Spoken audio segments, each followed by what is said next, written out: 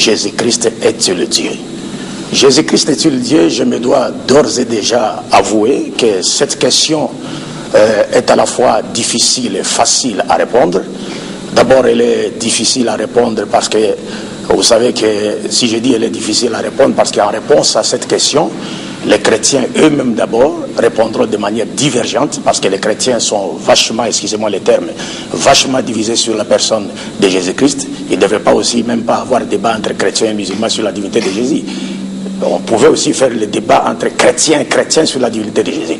Parce qu'il y a les témoins de Jéhovah qui ne croient pas à la divinité de Jésus, les apôtres de The Way International qui ne croient pas à la divinité de Jésus, les protestants rénovés qui ne croient pas à la divinité de Jésus, et il y a les prêtres Arius d'Alexandrie, à l'intention duquel le concile de Nicée a été convoqué à 325, qui s'est soulevé contre l'église catholique romaine en dénonçant l'égarement de cette dernière parce qu'elle enseignait que Jésus-Christ était Dieu. Aujourd'hui, toutes les églises de réveil ont emboîté les pas à l'église catholique romaine, bien que ces églises refusent de croire, de reconnaître la doctrine de la Théotokos qui fait de Marie la mère de Dieu, mais elles continuent à croire que Jésus est Dieu, ce qui implique à dire il est catholiquement logique que Marie soit appelée la mère de Dieu, tant que son fils sera considéré par certains comme étant Dieu. Donc Marie n'a pas le droit, on ne saura pas appeler Marie mère de Dieu tant que son fils sera Dieu. Donc Marie sera, c'est-à-dire, on pourra débarrasser, on ne pourra priver Marie de ses titres de Théotokos que lorsqu'on aura débarrassé Jésus-Christ, n'est-ce pas, de sa divinité. Donc ça c'est la partie difficile à répondre. Donc de l'autre côté, il y a aussi le débat entre chrétiens et musulmans. Nous savons que chrétiens et musulmans s'accordent sur plusieurs points de doctrine, mais ils ont également des points de divergence, dont l'un d'entre eux, le plus épineux d'ailleurs, c'est la question de la divinité de Jésus. Mais vous comprendrez avec moi que, comme je l'ai dit tantôt, c'est difficile et facile à comprendre et à répondre. Mais quand je dis facile à comprendre, parce que vous allez comprendre aussitôt que ce soit moi ou mes frères les apôtres, personne d'entre nous ne pourra être plus éloquent que Jésus-Christ lui-même pour nous départager sur cette question. D'ailleurs, personne d'entre nous ne pourra être plus éloquent que Jésus-Christ lui-même. D'ailleurs, on dit que le premier point de départ pour connaître quelqu'un consiste à l'interroger.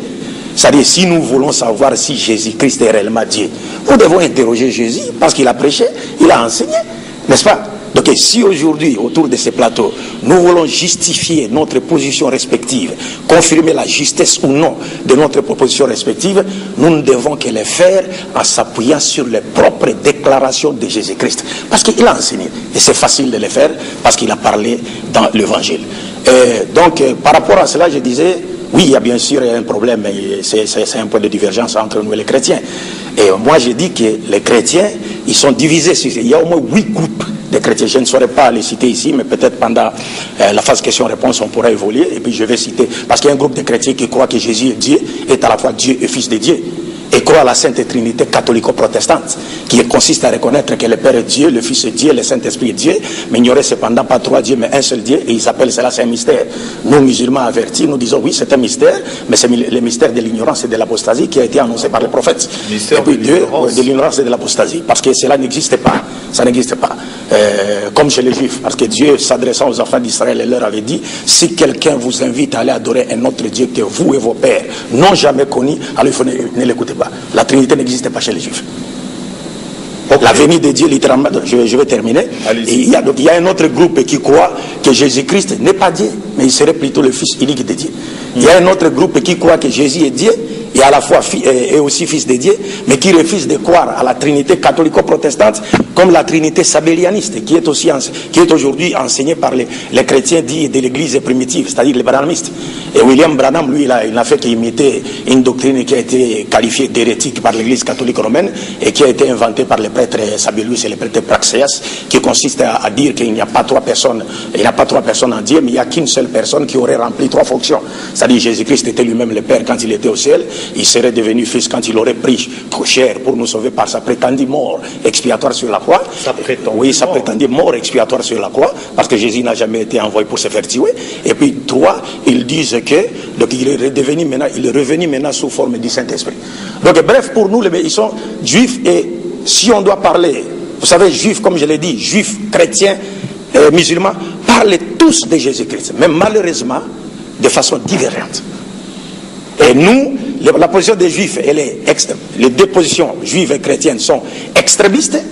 Les juifs ont sous-estimé Jésus, les chrétiens l'ont surestimé, les musulmans ont une position du juste milieu que la raison raisonnante ne sera réfutée, et nous le verrons au cours de cette émission, Inch'Allah. Merci, alors merci. Donc vous refutez que Jésus est Dieu. Vous vous basez de groupes de chrétiens entre eux qui discutent déjà autour de la divinité de Jésus. D'autres prétendent qu'il est Dieu, d'autres disent qu'il est fils de Dieu, il n'est pas Dieu, ainsi de suite. Et vous êtes allés jusqu'à dire que, donc, si Jésus était Dieu, Marie serait la mère des dieux. Donc, il faudrait que Jésus lui-même... Non, j'ai dit ceci, pour ne pas me faire dire ce que je n'ai pas dit. J'ai dit, il y a des chrétiens des églises de réveil qui accusent aujourd'hui l'église catholique de s'être égarée du droit chemin. Qui ne croient pas que Marie doit être... Ça, c'est la foi chrétienne. Nous ne croyons pas que Marie soit la mère de Dieu. Donc, qui lui refuse le droit d'être appelée la mère de Dieu, la doctrine de Théotokos. Mais qui continue pourtant à croire que Jésus est Dieu. Donc nous disons, tout cela se retrouve dans le même panier. Et moi, si je vais finir, je vais demander à mes frères, Inch'Allah, au cours de cette émission, et aux téléspectateurs qui nous suivent à ce moment, j'ai dit, excusez-moi de vous avoir interrompu, c'est juste un élément additif. Moi, je demande, j'interpelle les téléspectateurs, les directives qui nous suivent à ce moment, que la question de la divinité de Jésus-Christ peut facilement être répondue en lui opposant une question. Une seule question. Qu'aucun chrétien de la République démocratique du Congo ne peut répondre. Laquelle? Jésus-Christ a-t-il été Dieu dans le ventre de sa mère?